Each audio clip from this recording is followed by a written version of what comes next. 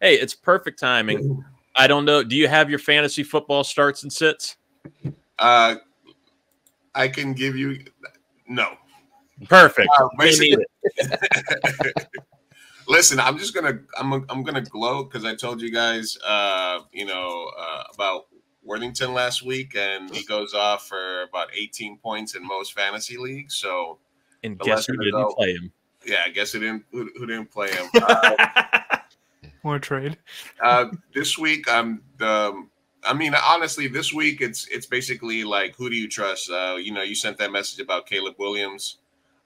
Whether it's for real or not, their offense is starting to look a little bit better. And it's basically, this is the time when, if you're 4-1, 3-2, you need to start looking at schedules. Obviously, we have enough data after 5 weeks of the fantasy football season to see who the top ranked defenses are against the pass, against the run. So if you are in a position in all the leagues where you do have 4-1, 3-2, even 2-3, it's time to start looking at strength of schedule for the end playoffs. Most playoffs are 14, 15, and 16, or 15, 16, and week 17 in the NFL.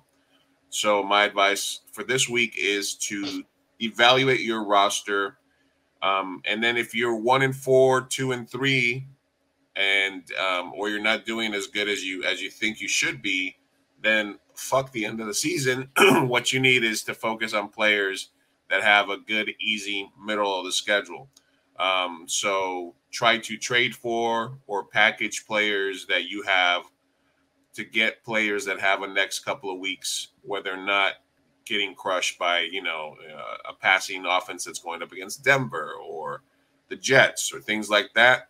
Because you saw Sam Darnold, and I told you guys my other prediction was correct. I said a Jets wide receiver would score and have more yards than Justin Jefferson. And Garrett Wilson goes off. And who comes down to earth when they face a tough secondary? Sam Darnold.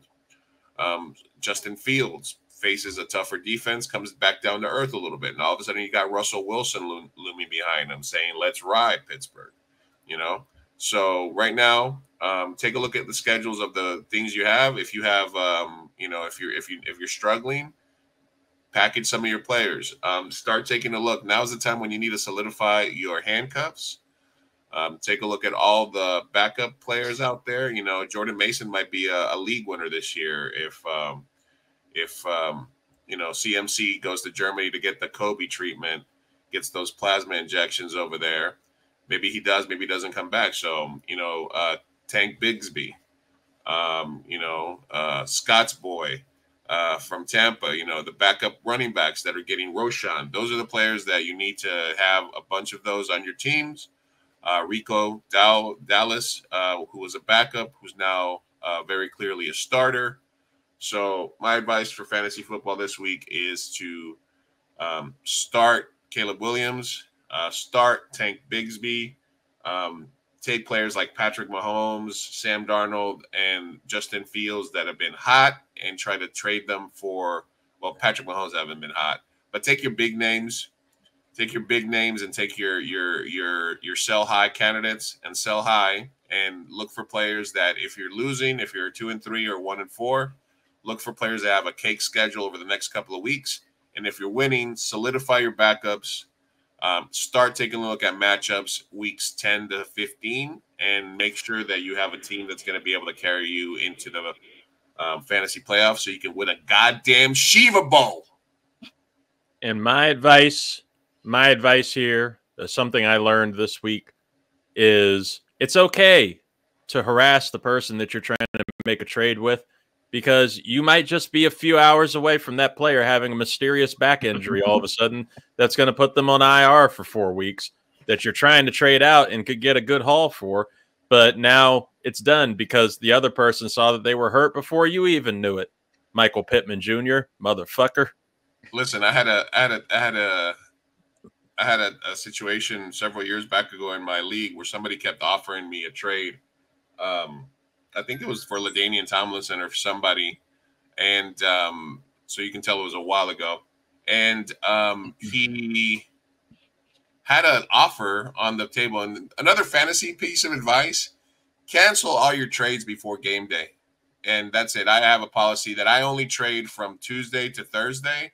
Once Friday, Saturday, the war room is closed. I trade early in the week, and cancel all your outstanding trades by Sunday morning. He had an offer to me for a player, and it was an early Sunday game, and the player he was trading to me popped his ACL right off the bat. And I go to check my team, and guess what I have there? A trade offer, him offering me 2 good players with healthy ACLs for my player that just tore his ACL in the week 1 10 a.m. game for us. And what do? Accept. Of course, I was the commissioner of the league, and I knew I did it more as a troll, and I ended up doing that. But that's another piece of advice for fantasy is, is pick it up. And also here, start thinking this way. Here's some more advice for you guys. This is a time of the year where people are making tough decisions on their rosters, and not only should you be looking at who's hot, who's trending, who the hot players of the week are, but take a look at, more importantly, look at your league settings and look at who people are dropping, because people are having to make tough drop decisions. People dropped Mark Andrews. People have dropped other big players in different leagues. I picked up Isaiah Likely in our league, and I was like, "What? Who dropped Isaiah Likely?" Me. So keep an eye out for drops, and again, like somebody this week that you can pick up is a player, and look at, people will do that when players are going to be on a bye. So a good player to pick up this year would be like Juju Smith-Schuster. Maybe not a lot of people were rushing to the waiver wire to add him this week because of the fact that they're on bye this week. But if you have a roster spot, that's a good stash because he had a great game and people aren't really thinking about it. So these are just a couple of things. So no big pickups for you guys this year, this week. The same players, that we're talking about, like the Tanks, Roshan, those should be rostered, but maybe a Juju. If you were lucky enough to get Kirk Cousins, ride that hot train for as much as you can. But look at schedules, look at who people are dropping, and start getting serious about your fantasy. When it comes to like certain quarterbacks, like Josh Allen, like a lot of these quarterbacks, you brought up Patrick Mahomes earlier, who's not really doing hot, fantasy wise. Josh Allen's had a couple of like mid weeks too. When it comes to quarterbacks that you wouldn't traditionally think of, like you wouldn't say that Kirk Cousins is better than Josh Allen or Patrick Mahomes in any other format except maybe fantasy, where Kirk blows up last week. He's got the Carolina Panthers this week. Is this a week that you would start somebody like Kirk Cousins over Patrick Mahomes or Josh Allen? Yeah, absolutely. I mean, I started Justin Fields over several quarterbacks.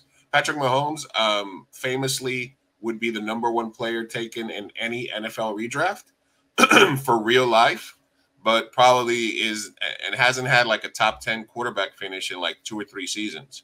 So, garbage time touchdowns are a thing. I would start Kirk Cousins playing against Carolina over probably 90% of the fantasy quarterbacks not named Lamar Jackson. You would start Daniel Jones this week playing Cincinnati over a Josh Allen or a Patrick Mahomes. You could play, sometimes, you might even play Aiden O'Connell over Patrick Mahomes, depending on who the Raiders are playing, because they might be a high scoring affair. And Patrick Mahomes doesn't really give a fuck about your fantasy team. Noted. See, that's impressive. Zoo, that's what we're talking about, right? Like Luis said he had nothing. He had nothing for us on this one. Everything. And he just gave us he unloaded the clip for us with great info on there. That's what we need from the Zuhair Ali hockey show. Where just make shit up, whatever comes to mind. You can start talking about we'll talk about Jujutsu Kaisen right in the middle of the hockey show. It could be anything. It's a variety show. I just start using Jujutsu Kaisen names as names of players for random teams.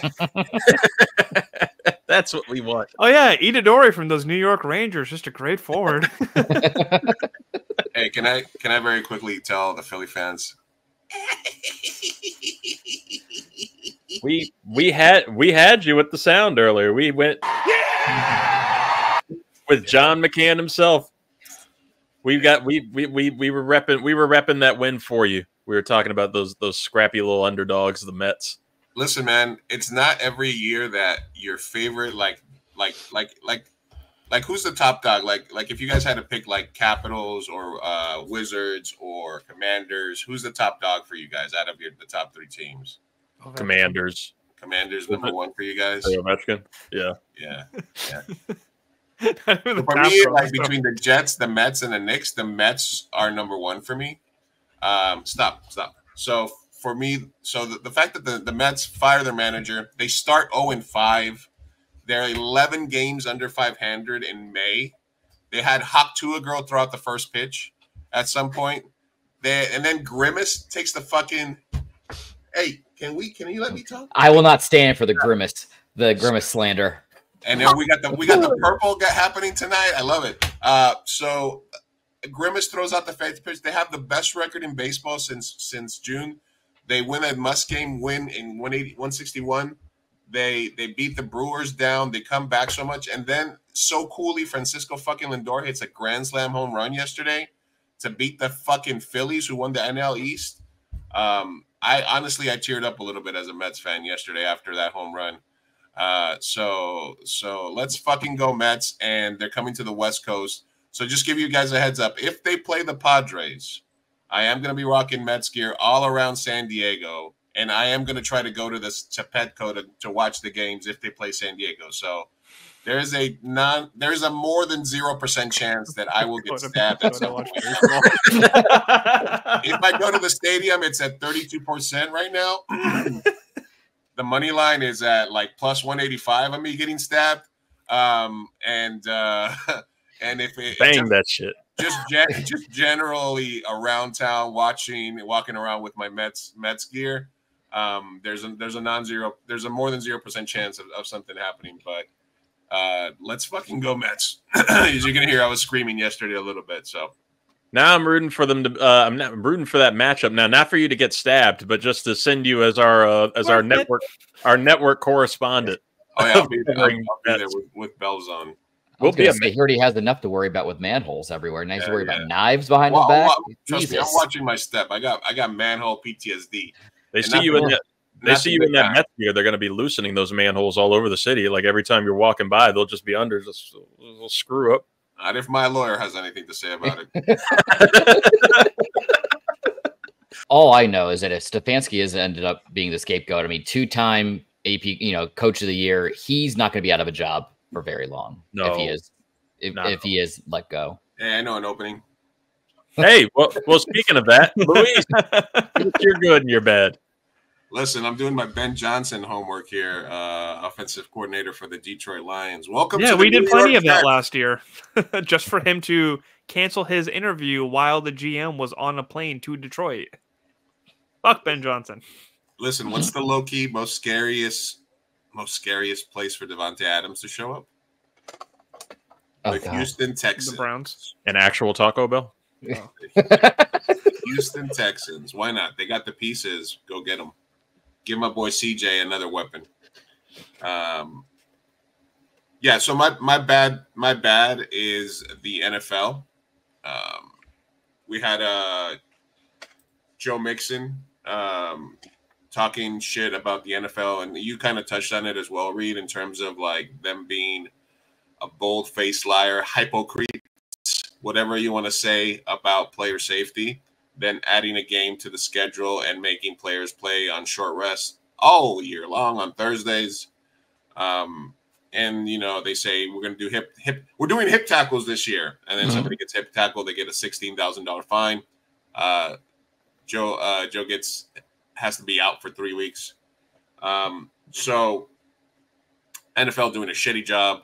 They're picking and choosing when to inform these laws. If Mahomes, Allen, Lamar Jackson catches a concussion, goddamn right that they're not going to make them sit out. They're not going to mark them as out for betting purposes, for their fucking partnership, for all that shit.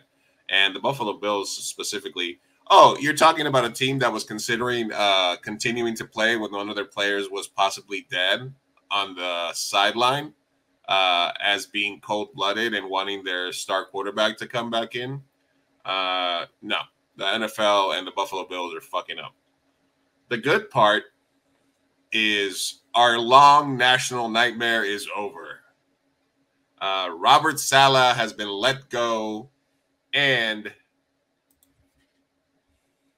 Nathaniel Hackett has been demoted as offensive play caller from the New York Jets. The new jacked, we went from one jacked head coach to another jacked head coach. Our new jacked head coach, Jeff Ulbrich. Yes, I'm talking about the Jets. Has named has downgraded Nathaniel Hackett's position from play caller. So no longer will we be playing the basic 8-year-old Madden offense. Hopefully we get some better plays. Even let Aaron call the plays, whatever we have to fucking do. I love Robert Saleh as a coach, his all gas, no brakes mentality as a defense coordinator. He was a beast with the 49ers. I thought it was a good hire, but he just could not make adjustments. The Jets would not make changes. They would make very zero adjustments. This season is supposed to be about having the good team with competent quarterback play, and we're still not getting it done. We lost to the fucking Broncos. First team to 10 points won. They lost in London, where Woody Johnson used to be an ambassador, so that was an extra embarrassment for him. He was basically coaching from his jobs, from what I'm hearing. And this was already going to be something that they wanted to do because Nathaniel Hackett fucking sucks. So the good for me as a confident, optimistic, as always, Jets fan is the audacity of hope. And as a Jets fan, you got to have that. As a Mets fan, we had it, and it's paying off this year. As a Knicks fan, we've had it, and it's going to pay off this year with Cat and the Nova boys. Hopefully the Jets can make a similar run this year, make those changes early, which they've never done. Teams usually that fire their coach gets a little bummed. So my lock this week is going to be the Jets beating the Bills on Monday night, especially with a gimpy, groggly, woozy Allen.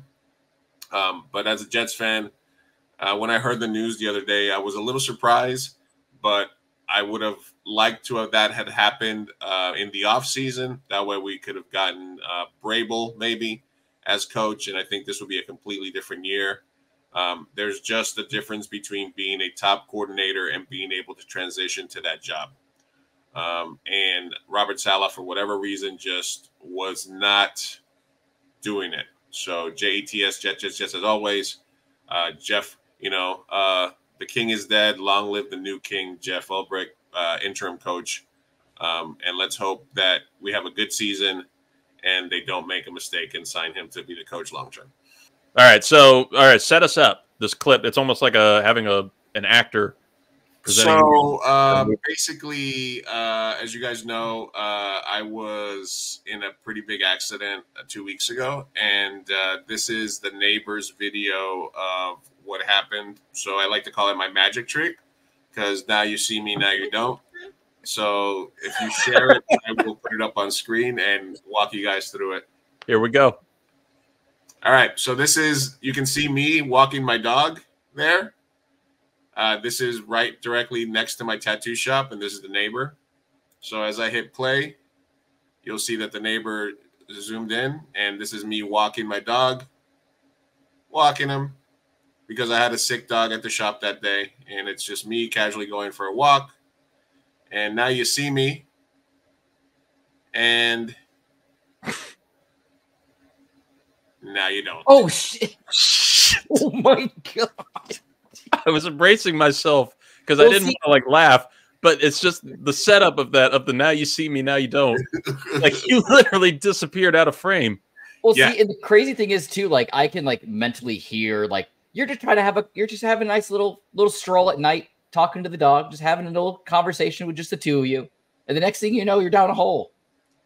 Yeah. The next thing I know, everything went black for a second, and my belly saved me because I was wedged the manhole cover was like this, and then it went like this, and so I wedged myself here into up to my belly and like my hips, just yeah. So when I tell you guys, everything hurts, everything fucking hurts. So I guess always watch your fucking steps, guys. That's the Big Chief Burrito himself, defying San Diego, no matter what. And we'll remember this, Padres. Yeah. We're coming for your ass. This is a Mets show now. I'm gonna bring a manhole cover to the fucking.